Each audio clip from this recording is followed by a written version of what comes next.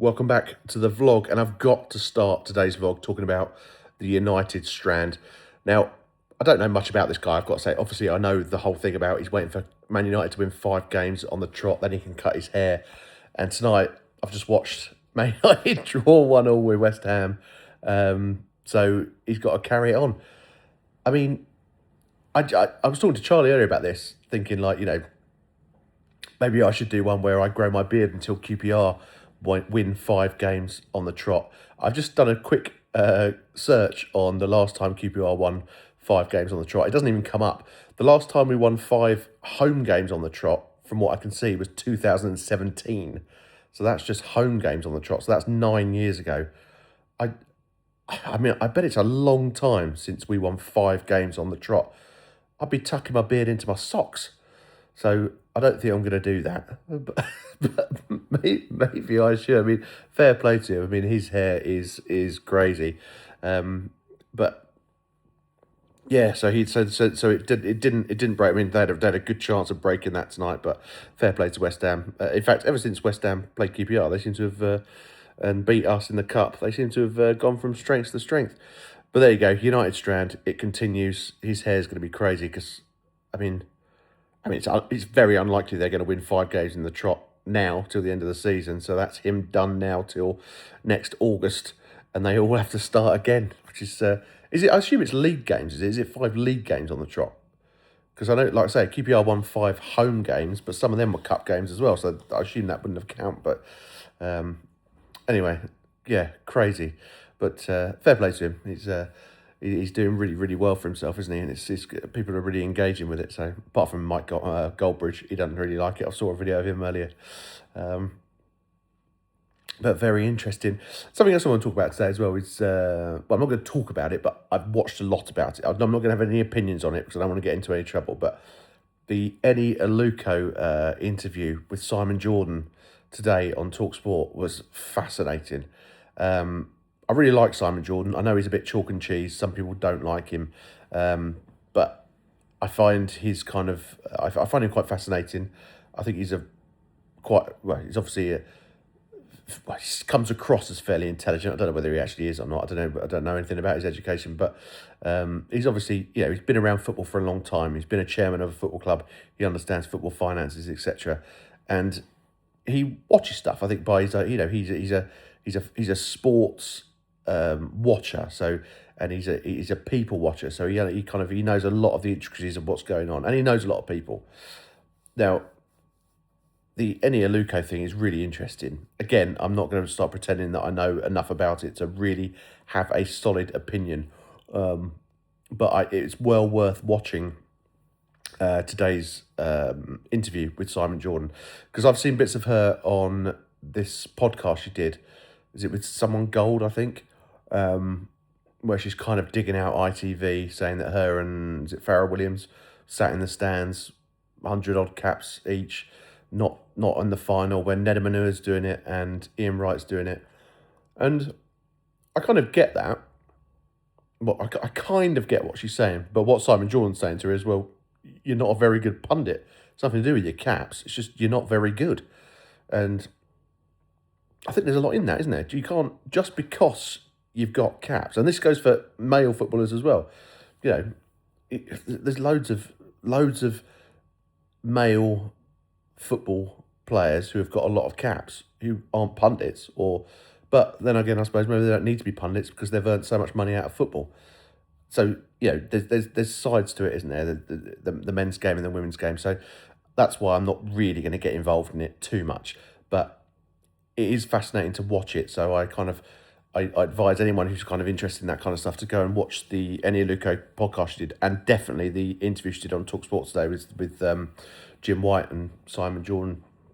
I mean, I think some people will watch that and think that Simon Jordan bullied her, but he didn't. He's just getting his point across, and he is quite bullish sometimes in the way he gets his point across. I can see that, but I think he obviously disagrees with a lot of the stuff that she says, and I mean, I know she's obviously had a lot of problems as well. I'm going to get too involved in this, but I know she had problems with the previous manager, wasn't it, Paul Sampson, that she had problems with, and she won that case in the High Court. She also had problems with Joey Barton, who, again, she won in the High Court. But, I mean, Joey Barton's just turned into a complete knobber, isn't he? But basically, I mean, like, just saying stuff to like be controversial.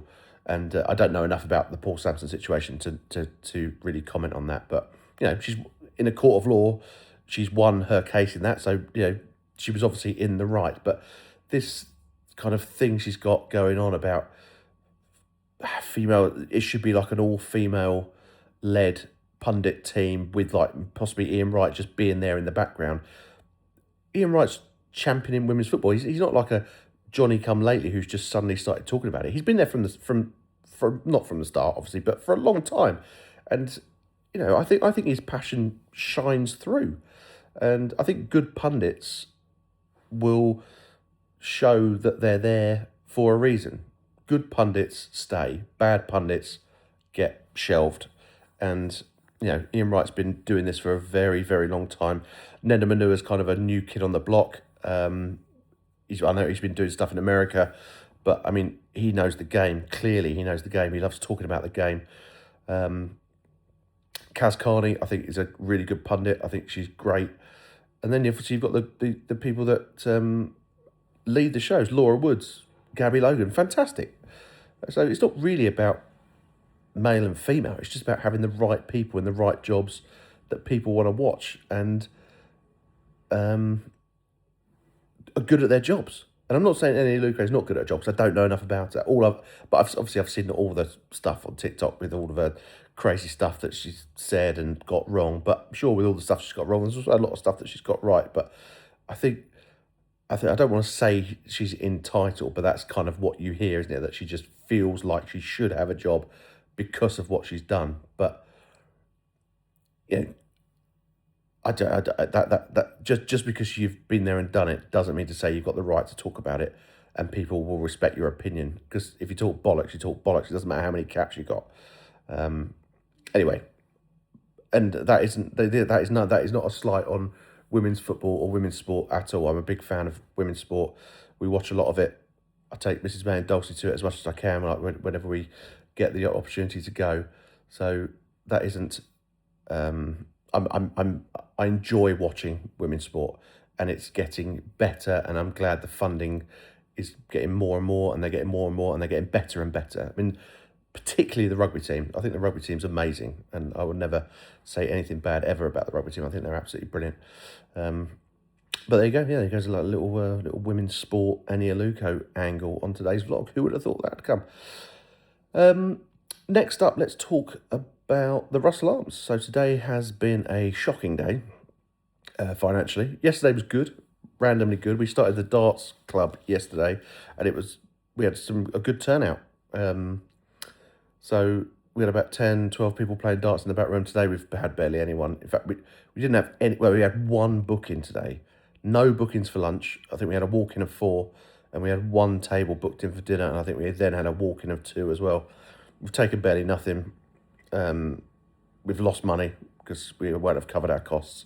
But this is kind of what February is. You kind of just got to suck it up almost and just think, right, good stuff's coming and plan it. But this is when it gets really frightening because you can see yourself hemorrhaging. Essentially, you are hemorrhaging money, and all I can think about now is it's the 10th today, so we've basically I've got 18 days until I need to pay the wages and make sure there's enough money in the account to pay the wages, and it's not looking dicey, but it's a panic that I didn't have this time last year. So like that kind of inner stress is in me now that I didn't have last year.